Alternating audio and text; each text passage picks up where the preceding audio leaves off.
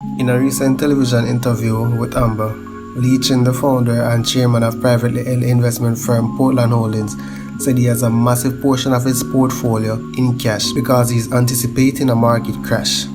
He's also known for identifying market trends, and he's also predicting that there will be a trend in the health sector, oncology to be specific. So now let's get right into the interview with Amber and Michael Leachin.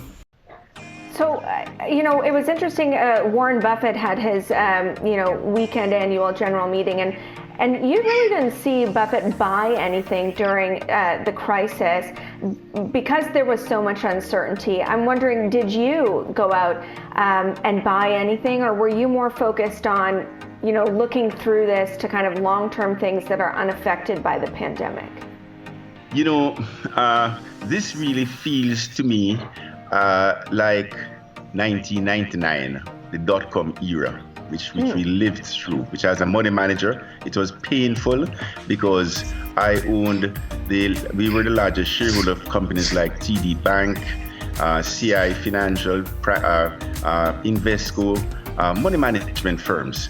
And we were being lambasted because I just would not sell those securities to buy the new thing, the dot-com, the JDS Uniphase and the BCE. So it was tough. Likewise, today, it feels like that period. And we today, in fund that I manage today, we have over 50% cash.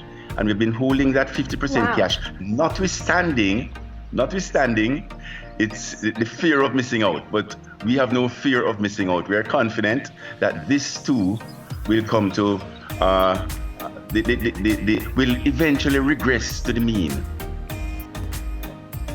And so where would you be looking for that? I mean, where are you waiting for opportunities to deploy that 50% cash? I assume it's not into Bitcoin. Definitely. Well, as you know, we got here by being very strict in terms of our framework. And I'm only interested in finding, number one, high quality businesses that I understand, that are in strong long-term growth industries, that are using other people's money prudently, and I simply want to hold those businesses for the long run. So we have cash. We are very selective in the type of businesses we want, and preferably we will be focused mainly on businesses, public or private, that are owner-operated. So we know management has lots of skin in the game. Do you have a company that stands out to you as a prime example of that? I won't get into that on this call, Amber. You have enough. I thought I would push you anyway. You have enough. But Amber? it's interesting. Go ahead. So I'm sorry, please. Well, I thought I would push you anyway on that, because we see, when you're talking about being disciplined, not buying into FOMO, there is a new crop of investors that are in the market. The rise of the retail investor that has powered, platforms, financial platforms in this country like Wealthsimple, Robinhood in the US. What do you make of that phenomenon? Are you worried about the risks that these new investors are taking on? Firstly, you're using the word investor quite loosely. Those people who are trading are not investors. So let us take the most simplistic definition of an investor, and a person who owns shares and who sees the ownership of those shares as a percentage interest in a business, versus someone who owns shares and sees the shares as pieces of paper to be traded. Big difference. And we today have a plethora, an abundance of the latter. People who just see stocks as pieces of paper to be traded, and no one makes money doing that.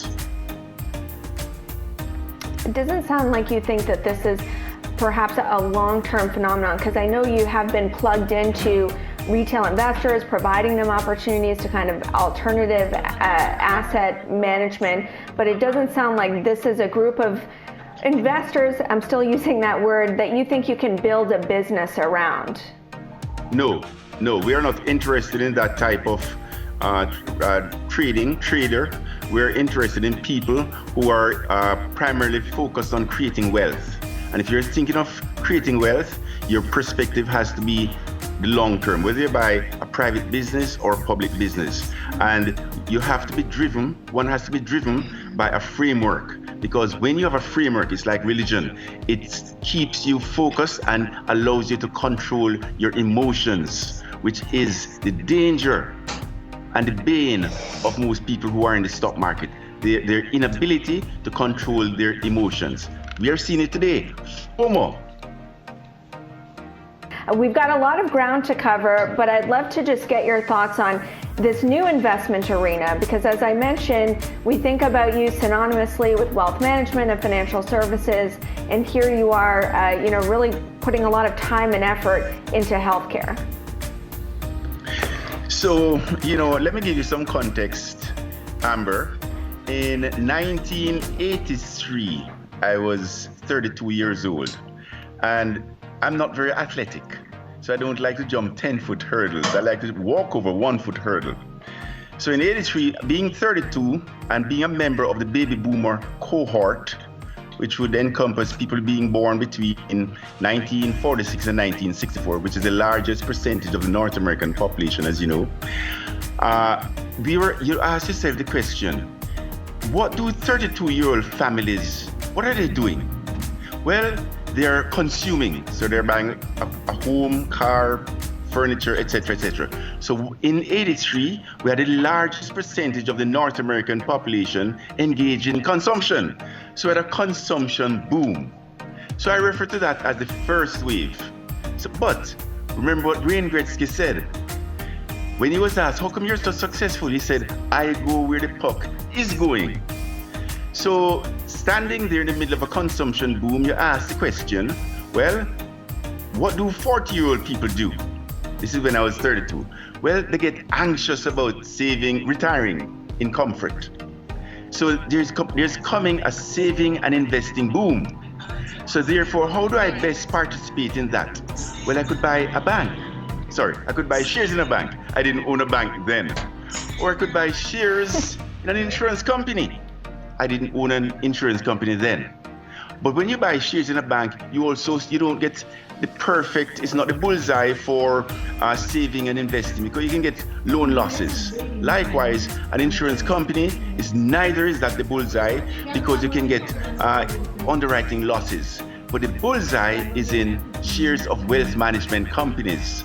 So I thought, I'm going to invest in shares of wealth management companies because there's a huge long-term trend here, which is what I did. So I went out as a young man and borrowed $500,000, which is a lot of money then, still a lot of money today, to put into one stock, Mackenzie Financial Corporation, because I saw a huge long-term trend. Now in retrospect, back in 83, the total assets under management in the wealth management business, the mutual fund industry, was $5 billion. Today, it's 1.6 trillion. So that trend has played out since 83 to be 300 times. So now, where are we going from here? Today, I'm 70. Yes, 70. So you ask the question, what do 70-year-old people think about? Well, they think about living long. So there, we're in the early innings of a long-term healthcare boom, because you have the baby boomer demographics being 70 and the median age, they're now thinking the same thought. We want to live longer. So healthcare is in the early innings of a boom. Now, unfortunately, within so what's the healthcare, well, I was going to ask Michael, what's the bullseye here, because healthcare is such a broad category. So to use your analogy of banks, insurers versus wealth management, what's the bullseye in healthcare now? So the bullseye would be a subsidiary of healthcare, which is oncology. Unfortunately, as we old, the likelihood of getting cancer is increased. So there's a coming cancer boom or an oncology boom.